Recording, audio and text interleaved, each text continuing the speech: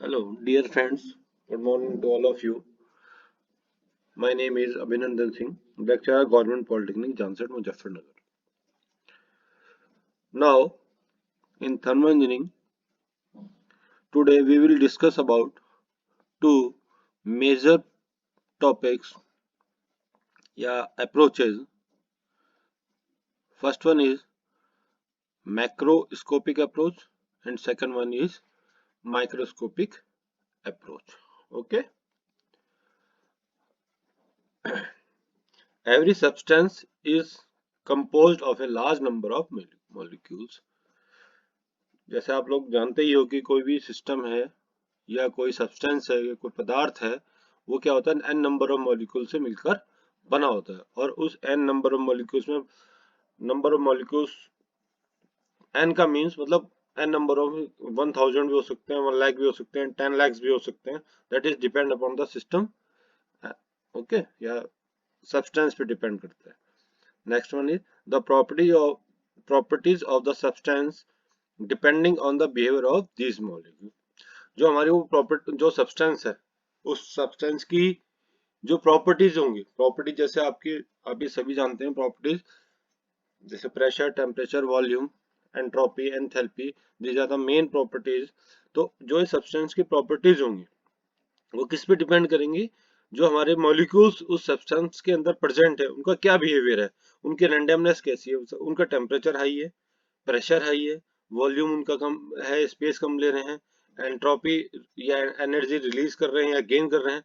तो ये जो चीजें हैं, इन चीजों के बेस पे हम उनकी प्रॉपर्टीज डिसाइड करते हैं कि उस सिस्टम का, हमारा सब्सटेंस का हमारा बिहेवियर कैसा होगा। ओके, तो इन्हीं बिहेवियर को हम चेक करने के लिए बेसिकली दो अप्रोचेज हम यूज करते हैं। First one is microscopic and second one is macroscopic. Microscopic approach means small, बहुत छोटा। ओके, स्मॉल में तो बहुत छोटा सा, और macroscopic approach means big point of view, बड़े लार्ज स्केल पे। Okay, our first one is microscopic approach. Okay, in microscopic approach, matter is composed of a large number of small molecules or atom. Okay, कोई भी जो हमारा matter या substance या system है, उस सिस्टम के अंदर क्या होता है, नंबर ऑफ मॉलिक्यूल्स हो सकते हैं, कितने, स्मॉल स्मॉल स्मॉल के फॉर्म में। ठीक है, it requires knowledge of behaviour of individual particles. इस अप्रोच के लिए क्या चाहिए हमें, हर पार्टिकल की अलग अलग बिहेवियर, उसका, उसकी एक्टिविटी कैसी है, उसकी नॉलेज हमें होनी जरूरी है। अब इसमें हम डिस्कस करेंगे। Our study is focused on each and every behavior of molecules and known about overall study of the system. समझे, इसका मतलब क्या क्या कह रहा है कि जो हमारा मॉलिक्यूल है उसकी each and every behaviour of molecule हमें पता होना चाहिए, या हम उसकी उस पर स्टडी करते हैं। उसके बाद जो हमारा स्टडी करने के बाद जो जितने भी मॉलिक्यूल्स उसके अंदर इन्वॉल्व हैं, उनके बेसिस पे हमारा सिस्टम की स्टडी या एनालिसिस हमारा फाइंड आउट होता है। माइक्रोस्कोपिक अप्रोच क्या होती है, basically it is use in statistical thermodynamics. Okay, अभी डिस्कस करते हैं what is thermodynamics, statistical thermodynamics. ये एक हमारे पास छोटा सा सिस्टम है। इस सिस्टम में हमने बेसिकली एक समझाने के लिए आपको बनाया हुआ है। इस सिस्टम में हमारे पास ये देखिए आप, एन नंबर ऑफ मॉलिक्यूल्स हैं। ओके, ये एन नंबर है, ये आपके 1 लाख भी हो सकते हैं, 10 लाख भी हो सकते हैं, 1 करोड़ भी हो सकते हैं। Okay, that is depend upon the system behaviour, के सिस्टम का स्पेस साइज वगैरह कितना है उस पर डिपेंड करता है कि उसमें कितने नंबर ऑफ मॉलिक्यूल्स प्रेजेंट है। ठीक है, ओके, अब इस सिस्टम में जो हमारा माइक्रोस्कोपिक अप्रोच है, माइक्रोस्कोपिक अप्रोच क्या करती है, ईच एंड एवरी मॉलिक्यूल जो हमारे हैं उनका हमारा बिहेवियर हमें पता करना है, उनका एनालिसिस हमें करना है। तो उसमें हम क्या करते हैं, ये सपोज को ये है, ये 1 है, ये 2 है, ये 3 है, ये 4 है, ये 5 है, ये 6 है, ये 7। तो ऐसे करके हम एक एन नंबर ऑफ मॉलिक्यूल्स का, अलग अलग पार्टिकल्स का हमने बिहेवियर एनालिसिस इंडिविजुअली हमने एनालिसिस करना है। एनालिसिस करने के बाद हम क्या करते हैं, इन सबको आपस में जोड़ देंगे। इसी जोड़ने के मेथड को हम क्या बोलते हैं, स्टैटिकल मेथड। ओके, और इसी को हम क्या बोलते हैं, स्टैटिकल थर्मोडायनेमिक्स, अगर जो आपसे कोई पूछे what is statical thermodynamics, the microscopic approach is also called statical thermodynamics. Okay, और okay, next one is microscopic approach.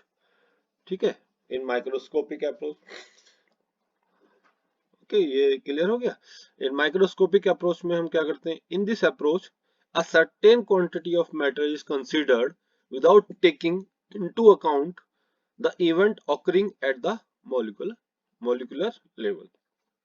Okay, अभी डिस्कस करते हैं। N analysis is concern with the overall behaviour of the system. अब ये हमारा macroscopic approach का diagram, ये भी सेम डायग्राम। अब इसमें और जो पहले वाला, तो उसमें क्या डिफरेंस है, उसमें तो हमने क्या कहा था, हर मॉलिक्यूल का अलग अलग लेकर जोड़ दिया, जोड़ने के बाद हमने उसको ऐड करके स्टैटिकल मेथड से बना के अप्रोच निकाल ली। अब इसमें क्या है, इसमें सपोज करो वही 10 लाख मॉलिक्यूल्स हैं, तो उन मॉलिक्यूल्स का अलग अलग बिहेवियर फाइंड आउट करने के लिए हमें क्या जरूरत पड़ेगी, माइक्रोस्कोपिक में लार्ज है, तो इसमें हम क्या करते हैं, एक सर्टेन क्वांटिटी ऑफ मैटर, जैसे ये हमने एक सर्टेन क्वांटिटी ऑफ मैटर हमने कंसीडर कर लिया। ठीक है, तो इस कंसीडर करने के बाद हमने इस पर्टिकुलर सिस्टम का हमने क्या करना है, एनालिसिस करना है, बाकी को नहीं करना।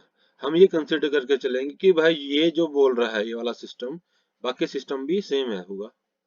जैसे आपने एक एग्जांपल लिया होगा, जब हमारे यहाँ इलेक्शंस होते हैं, तो इलेक्शन से पहले कुछ टीम्स होती हैं, एनजीओज होते हैं, जो हमारे एक पर्टिकुलर क्षेत्र का क्या करते हैं, सर्वे करते हैं कि वहां पे 10,000 लोग हैं, तो वो क्या करते हैं, 10 के 10,000 के पास तो जाते नहीं, वो क्या करते हैं 500 का सैंपल ले लेते हैं, 1000 का सैंपल ले लेते हैं, उस सैंपल की बेस पे कहते हैं कि भाई इधर पर्टिकुलर पे ऐसा है और ऐसा है। तो सेम प्रोसीजर हम इसमें अप्लाई करते हैं कि हमने एक इतना सर्टेन क्वांटिटी ऑफ मैटर ले लिया, इस मैटर की हम स्टडी करेंगे, स्टडी करने के बाद हम क्या कहेंगे कि जो हमारा बाकी सिस्टम है वो इसके बिहेव पे जो जो ये कह रहा है वही सिस्टम बाकी कह रहा है। ठीक है, मॉलिक्यूलर लेवल पे क्या हो रहा है ये हमें करना बेसिकली क्लास, और इसको हम क्या करते हैं, क्लासिकल थर्मोडायनेमिक्स बोल सकते हैं। अब इसमें क्या करते हैं, देखो दो दो चीज इस सिस्टम के अंदर, दो चीजें माइक्रो मैक्रोस्कोपिक के अंदर हम क्या करते हैं, नॉन मेजरेबल और नॉन मेजरेबल प्रॉपर्टीज जो होती है सिस्टम की, उसके बीच में एक रिलेशनशिप डेवलप करने की कोशिश करते हैं। ठीक है, तो अब सबसे पहले है कि मेजरेबल प्रॉपर्टीज क्या होती हैं और नॉन मेजरेबल प्रॉपर्टीज क्या होती हैं। मेजरेबल प्रॉपर्टीज कौन सी हो सकती हैं, जिनको हम आसानी से मेजर कर सकें। ओके, और नॉन मेजरेबल कौन से हो सकते हैं, जिनको हम आसानी से मेजर नहीं कर सकते या उनके बारे में कुछ बता नहीं सकते।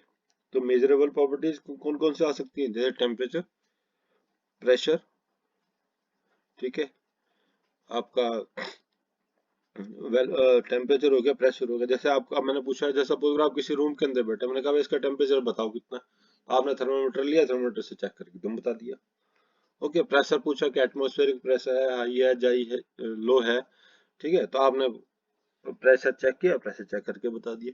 अगर मैं आपसे पूछा कि इस रूम में एंट्रोपी कितनी है, एंथैल्पी कितनी है, तो क्या होगा, आप उसको मेजर नहीं कर सकते इजीली, आप बता उसके रेंडमनेस नहीं बता सकते, डिसऑर्डरनेस नहीं बता सकते कितनी है। ठीक है, तो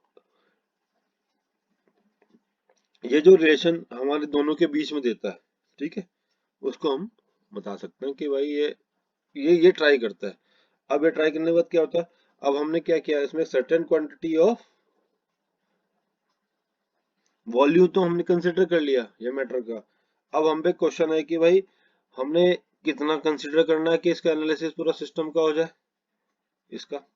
तो इसके लिए हम एक कंसेप्ट हमारा कंसेप्ट ऑफ कंटिन्यूम, इसको यूज करते हैं। ठीक है, तो यही हमारी माइक्रोस्कोपिक और मैक्रोस्कोपिक अप्रोचेज है। ओके बेटा, थैंक यू।